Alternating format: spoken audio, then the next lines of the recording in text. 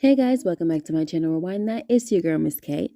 If this is your first time coming across my channel, welcome. Please be sure to subscribe if you like the vibe and hit that notification bell so you know when I upload more videos like this one.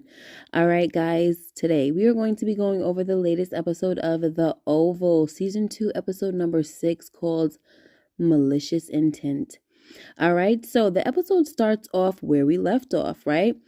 Just like I said last week, guys, Priscilla's excuse for being in creepy Jason's room was simply that she was cleaning it. Anyway, when Priscilla asks Jason if he's seen Jean, of course he denies it, and Priscilla let it be known that it's not like Jean to not just show up for work. So Jason says, well, I know she was having problems with her boyfriend.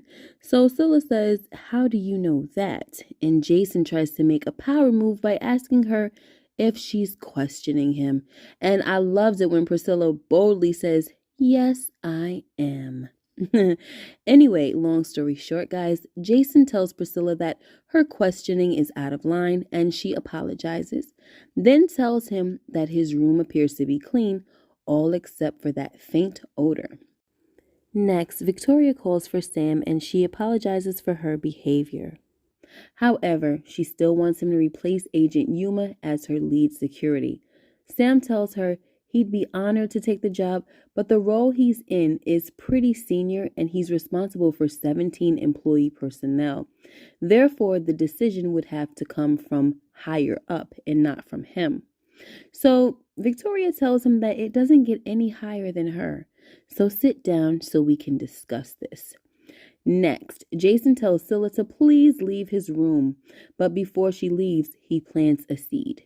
He tells her that Gail heard Jean arguing with her boyfriend and that he was very violent with her over the phone. So now if ever Jean's body does pop up, they'll all think it was her poor boyfriend who did it.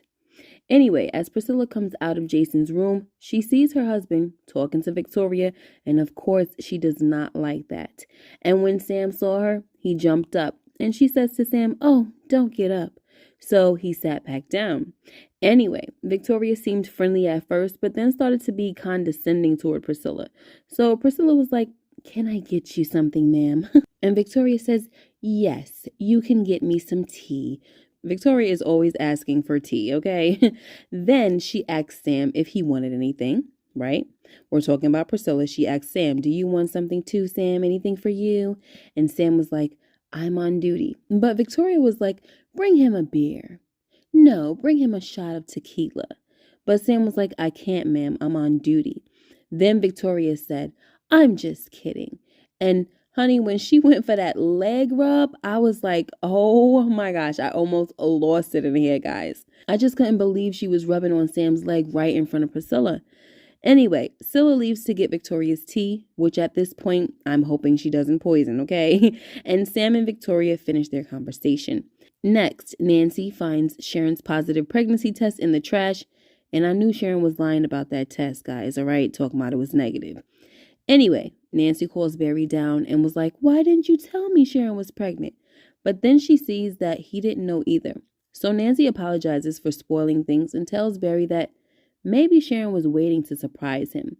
And Barry says, no, maybe she didn't want me to know because it's Kareem's baby.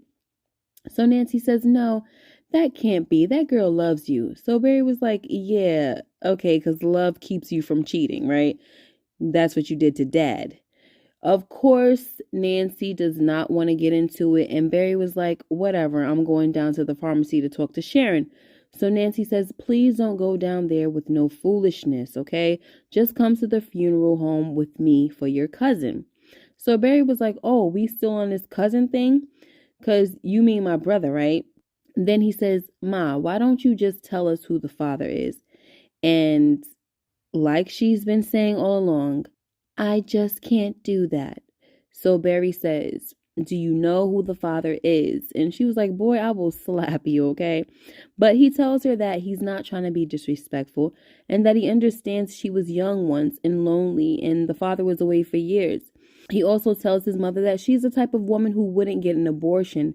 Then he says, so why don't you just tell him? And then what does Nancy say?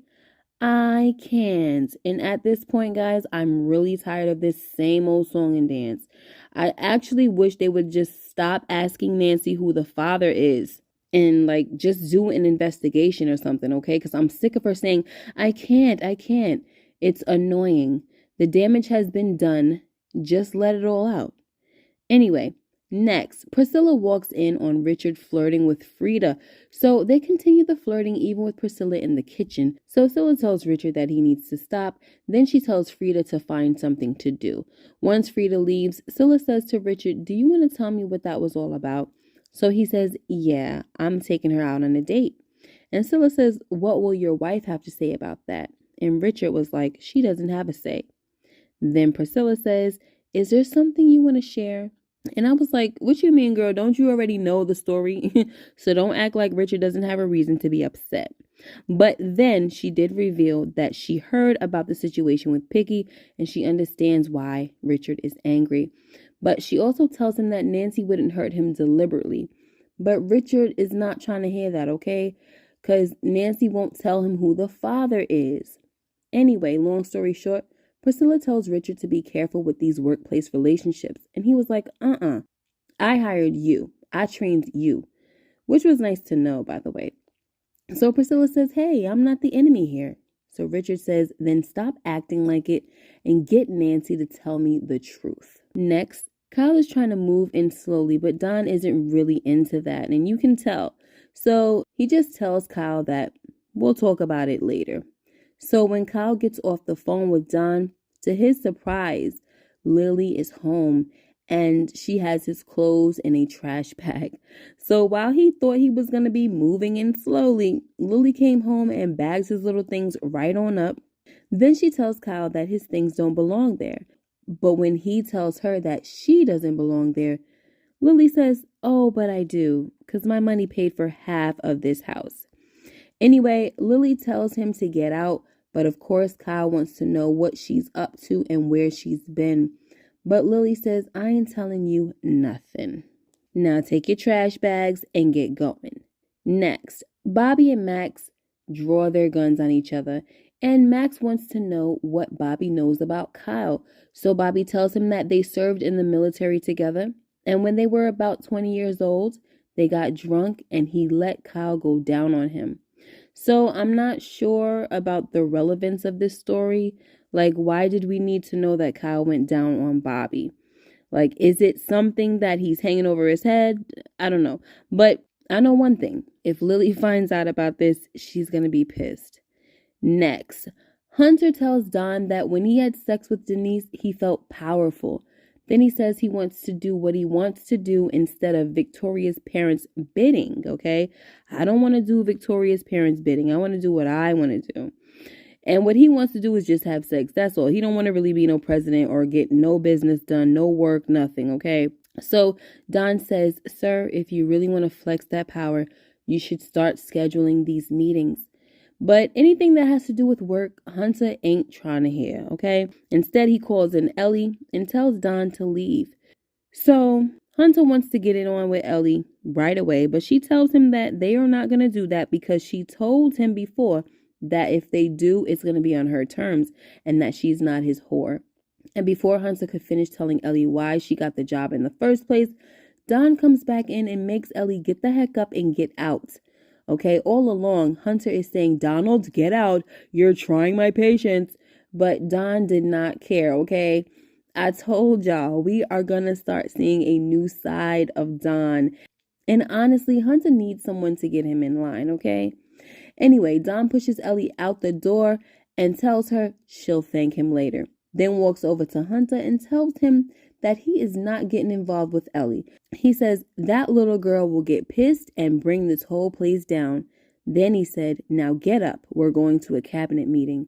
And I was like, yes, Donald, yes.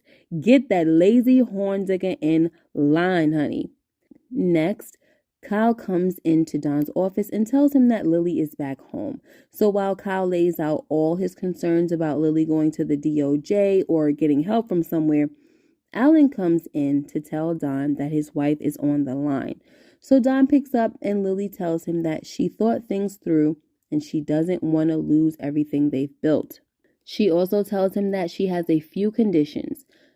Number 1, Kyle cannot be anywhere around her. And number 2, she doesn't want Don helping with her career anymore because that's the only thing she has. So Don says, done and done. Then he tells her that he loves her, and Lillie says, I love you too. And that pisses me off. And I actually believe that she meant it, okay, guys? She still loves Don. Anyway, once Don hangs up with Lillie, Kyle continues to talk about how Lillie is up to something, but Don tells Kyle to calm down, and whatever it is, they'll get to the bottom of it. Then they start kissing, and Alan walks in and sees it. And that was the episode, guys. All right, so this episode was pretty good, guys, and I'm looking forward to next week. Let me know what you guys thought of this episode. Make sure you like, comment, and subscribe if you haven't already. And hit that notification bell so you know when I upload more videos like this one. Until next time, you guys take care and be blessed. Bye-bye.